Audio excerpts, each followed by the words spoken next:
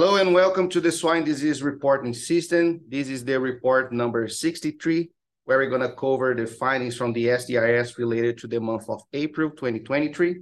My name is Edison Magalhães here at the SDRS studio. Hi, my name is Giovanni at the SDRS. Hi, my name is Guilherme, also at SDRS. Hello, Daniel Linhares, also at the SDRS.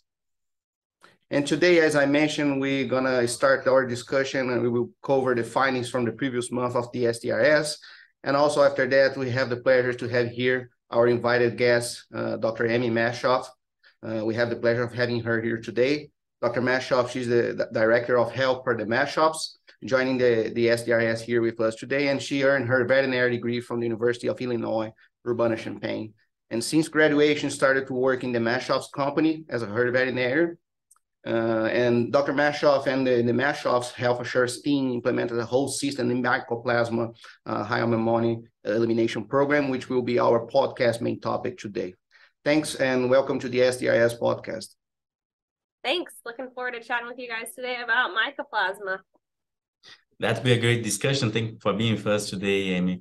And before we go for that discussion, Guilherme, what are the main finds from the SDRS report from the month of April? Yeah, let's start for the first page, for the PRRS virus page. The overall percentage of positive submissions maintained stable in April. So it's the third consecutive month that you have like the overall positivity in around 25% of all the submissions being positive for PRRS. But at the state level monitoring, we are seeing an increased activity in Kansas and Ohio that continues to have the percentage of positive submissions above the baseline. Moving on a little bit right now to the sequencing part of the PRRS, the L1C detection are still concentrated in the Midwest states, and Missouri still have the high number of sequences assigned as L1C. And for example, in April was 41 sequences that were classified as L1C variants in the state of Missouri. And also this month, I would like to say to our audience that we have a bonus page in our PDF report that is going to bring like the main strains detected in the US per state, so you can see the dynamics of PRRS that is going on right now in the country. Great information there. So take a look on the bonus page. And what's the comments from the advisory group about this PRRS virus detection? Yeah, regarding the PRRS virus sequencing, the advisory group mentioned that the clinical outcomes vary within and among strains. So for example, they give an example of the L1H184, the RFLP, that in some specific states, the advisory group deal with this strain and they have like a mild to moderate clinical outcome. And in other specific states, they have a severe clinical sign and a persistent infection. So even though you can get like a different lineage or a different RFLP or the same, we would like to remember that the OR5 region that is sequenced is only 4% of the PRRS virus genome. So sometimes you can get the same classification, but the clinical outcome might be different. In summary, lots of PRRS variability out there, and each region is suffering with one different strain, not all the same. So that's great information for sharing the device group. And how about the enteric coronavirus? Any updates there? Yes, moving to the enteric coronavirus, PED, the percentage of positive submission is within expected for the month of April. We are getting the end of the winter right now, so the activity is trending to decrease. And however, is within expected in this month at the state level, South Dakota, Nebraska, Missouri, and North Carolina are having an increased activity of this virus. It's interesting to see that. And one other question, topic that we discussed last month was that Delta coronavirus is forming this 2-year trend of increasing detection and creating this cycle. So it's something different that we have been observed that. Thank you for that. And how about Mycoplasma hyomommony, influenza, and PCV2? Any updates for those 3 agents? Only before like the Mycoplasma, just to complete the Delta coronavirus that Giovanni mentioned, we are having like still increased activity in April in this month. And for the second consecutive month, and 60% of these positive submissions are coming to the win to finish sites. And when we move to the state level monitoring, South Dakota, Oklahoma, Kansas, and Illinois are the main states with increased activity of these virus. And moving right now to the Mycoplasma, influenza, and PCV2, that they are the other pathogens that we have in our report. For the PCV2, we still have increased activity in South Farms. There are coming a lot of positive submissions for PCV2. And when we look to the samples that are submitted, 90% of these positive submissions are processing fluids coming from cell farm. And when we look to the historical database as well, in the month of March, the last month, we had the highest number of submissions for PCV2, that is represent overall 20% more submissions compared with the monthly submissions that we have in the past. And regarding mycoplasma, is within expected for the month of April. However, there was a moderate increase in the percentage of post-submissions that were coming from the win-to-market category.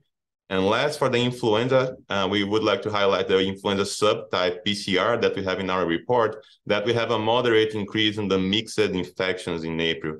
And just to highlight for our audience, a mixed infection we determine by when we have a detection of 3 or more hemagglutinins and neuraminidase in one sample. So one example could detect the H1, H3, and N1 in one only sample.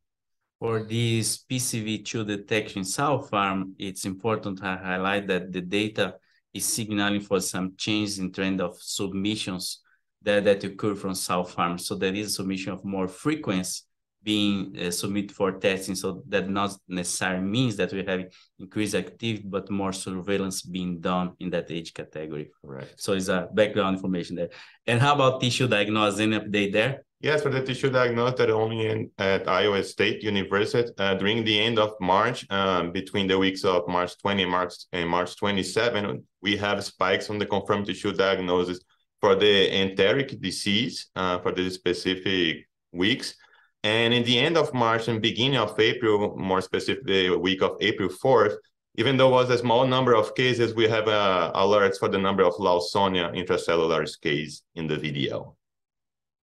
And so PCV2 in the terms of tissue diagnosis, it's still stable. It is still stable, so it's more coming from processing fluid samples that what Giovanni mentioned that could be more related to the monitoring part. I know that the discussion is with mycoplasma and with Dr. Maschhoff here, our guest, but can't lose the opportunity to pick her brain on that. Based on what she hears and sees, what does it mean, an increased, so people are submitting more processing fluids for PCV2, but not necessarily seeing more disease? Is it just people are more aware? Are they monitoring closely? What's going on in there?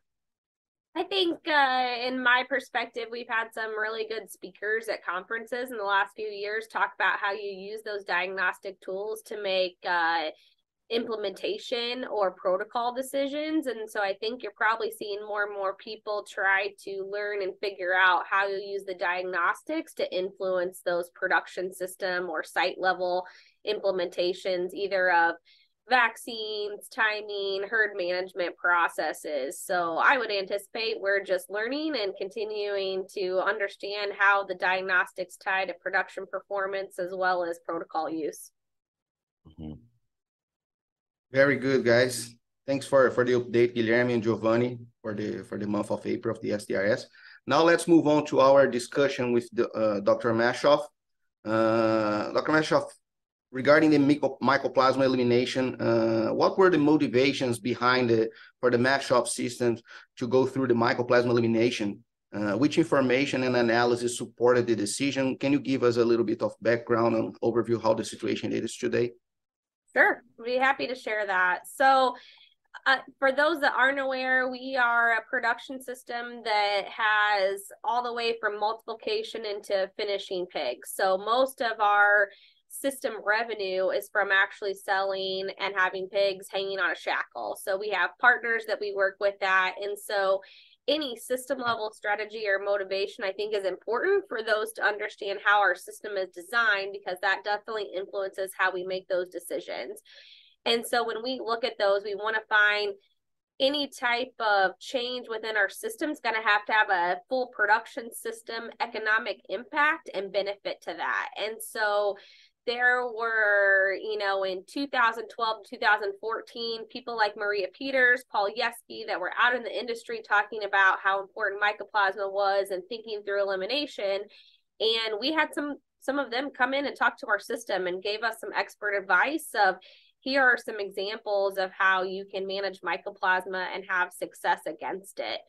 And so then, like a good internal Maschhoff system, as you guys all that have worked with us know, we're going to still do some internal data evaluation and get that in front of our accounting team, controller team. And so we did an internal system evaluation of what those would look like. And so from an economic benefit, we said, okay, if we can get improvements in average daily gain, feed conversion rate, mortality, especially on the growing finishing side of pigs where feed costs are higher, you feel the mortality differently from an economic and people labor impact, as well as just thinking about stewardship and antibiotic use. And that's been a conversation that we've had more and more in the system this year of, I think in retrospect, I look at that and I don't know that we emphasized how important just thinking about the antibiotic stewardship is as it relates to mycoplasma and thinking through that. And now that we have eliminated it in our breed-to-wean system, I just continue to emphasize that with people, that it's exciting on how judicious we can be with those pigs that are over 12 weeks placed into a finishing barn. And frankly, in those years in 2014 and 2015, the timing was just right for our system relative to what we were seeing in production data and in some unfortunate events that happened in our multiplication system. And so when you think about that, all of those things are important, but I also think that the timing has to be right too. And for us at that time, when we started our elimination process, the timing really was right for us. A lot of reasons, right? So the right thing for the pig, for profits, and for one health, seems like. So so I understand there will be a lot of potential interventions, right? How do you go by choosing which ones to implement in the system, and how do you do it? How do you pull the trigger? It's a big system. I would tell you it wasn't easy. The more that I've talked about mycoplasma with others, the more I kind of think about how we've thought about this system management of disease process. And I think the first thing for us was thinking through when the timing is going to be right for those individual herds and how you think about pig flow impact. Like I said, we have multiplication farms in our system as well as commercial farms in our system. And at the time, we had even more genetic assets in our system. And so, unfortunately, we had a PRRS break happen in several of our multipliers. So there was going to be some major decisions of how we were going to manage those herds.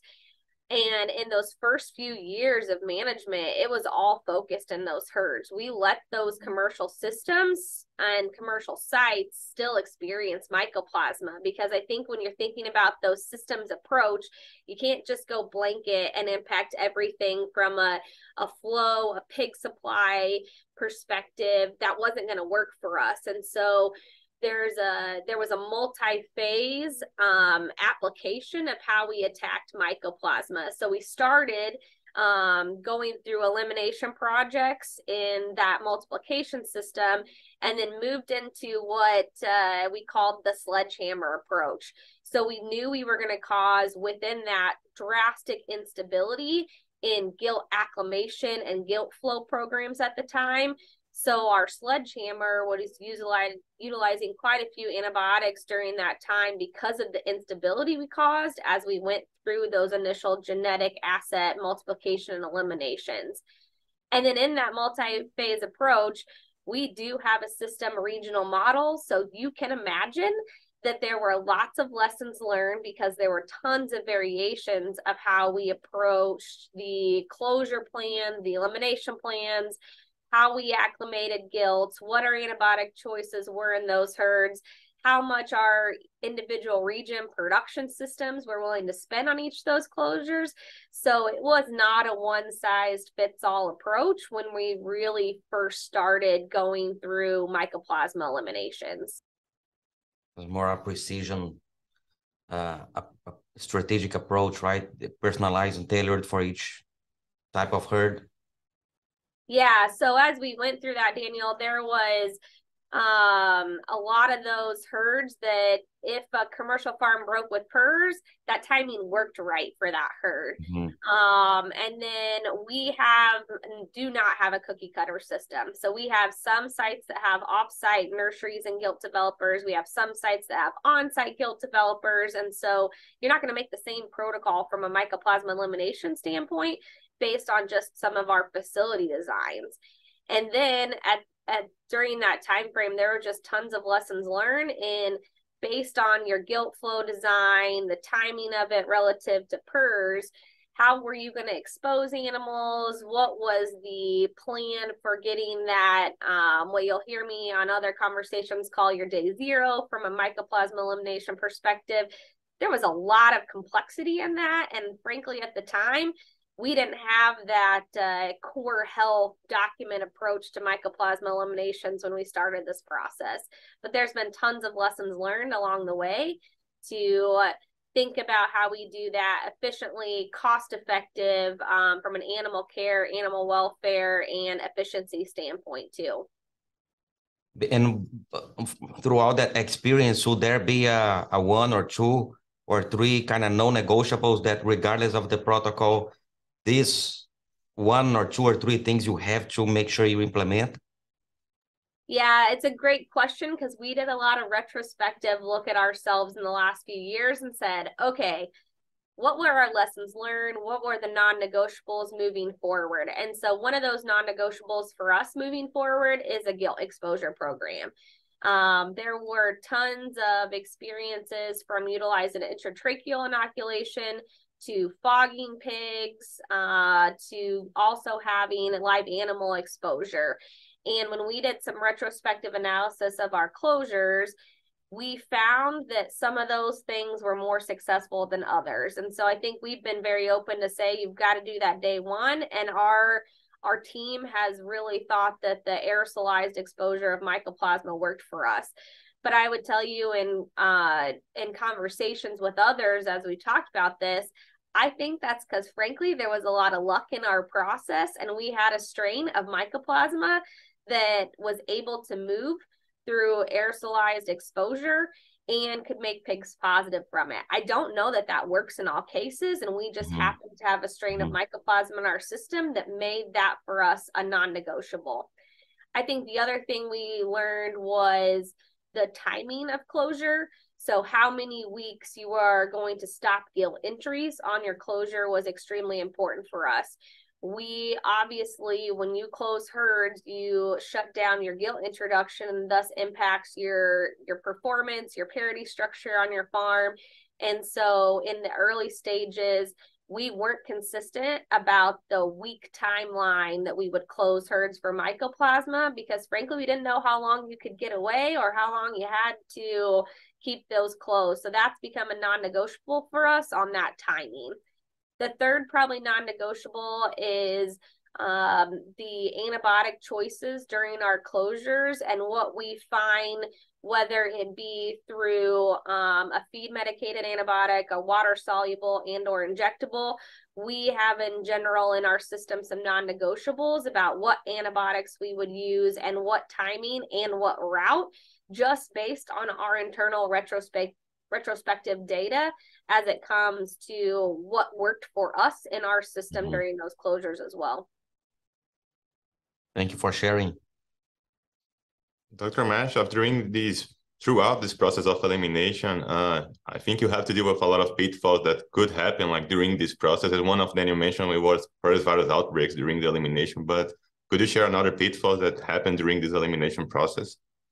Yeah, I think a couple other pitfalls I can think of was just specifically looking through some of our antibiotic choices and finding that happy medium from an economic cost of a closure versus the success of it. And another honestly huge pitfall we've learned during this was mycoplasma can find a way to move between sites. So when you think about other diseases, we historically always thought about mycoplasma as an endemic disease. But mycoplasma for our system today, when I reference conversations with others, for the Maschhoffs, mycoplasma is an epidemic disease for us. when we have a mycoplasma outbreak, it is a bad day in our system because we have went through that process and put those dollars into elimination in our breed to wean herds, and frankly are seeing the benefits in our growing pig population as well. So the big lesson learned for us is there's more to learn about mycoplasma, specifically as it comes to how mycoplasma moves. There's been so much research on how we can move Delta, Corona, and PED and PRRS from one side to the other. But one of the pitfalls we learned is we've had herds that have rebroke with mycoplasma, and thinking through some of the biosecurity aspects that may be different for this pathogen versus others has been a big lesson learned for us. We've went through those reclosures just because that's been a system establishment that we are going to eliminate mycoplasma and or control to a stability piece of it. That would be probably our biggest lesson learned. The other one is how we think through the economic timing of when we're going to do those closures. We've learned how to manage mycoplasma differently through gilt acclimation, vaccine application, antibiotics as well. So just because a herd rebreaks doesn't mean that we may jump to elimination tomorrow. There may be a strategic timeline based on the industry, coal sow pricing, pig pricing, that we time that strategically as well, because we can use those tools that the pharma industry has provided us more strategically than we probably could before too. That's great sharing of that. And I was wondering here, the $1 million question, well, went out of this process of elimination, but how do you keep that out? Any advice on monitoring and surveillance after you reach that stage of being free of mycoplasma? How keep that out from your farms? It's a great question because I would love to keep it out. Moving forward, my running joke with our team a lot of times is I used to be somebody that I'd get really excited in our quarterly health team meetings because I like talking about mycoplasma. It's a pathogen that we can win against. And frankly, I'd keep hoping that it goes that direction because we have just learned that because it can move between herds, we have got to establish something for our system that's a health assurance plan. I am passionate about how, similar to how we approach preventing other epidemic diseases from entering our farms, that we have to think and continue to treat mycoplasma similar to those pathogens and find the management practices that work for mycoplasma as well. So one thing, Giovanni, that we've done is utilize some of the research papers that I came out of ISU. I think one of Maria's grad students had a paper on the sensitivity of mycoplasma and your risk factor of how many tracheal swabs you would need to detect at what prevalence that hits that population. And so we've utilized some of those research studies that have came out to decide what's our risk factor for gilt entry into our herds. So we have a health assurance program for our multiplication and gilt development units, and what frequency at what test we're going to use prior to animal movement into isolations that we feel comfortable with today, that may not stop every entry, but it's definitely going to mitigate the risks, similar to how we would apply utilizing oral fluids for testing gilts prior to entry relative to PRRS or the coronaviruses. Yeah, thanks for the great discussion, guys. Final question for our guest today. Dr. Maschhoff, do you have a final message to the swine industry regarding mycoplasma elimination? Why the swine industry should go towards elimination? I think my final comment would be that there are epidemic diseases that are frustrating that we don't have all the answers for today.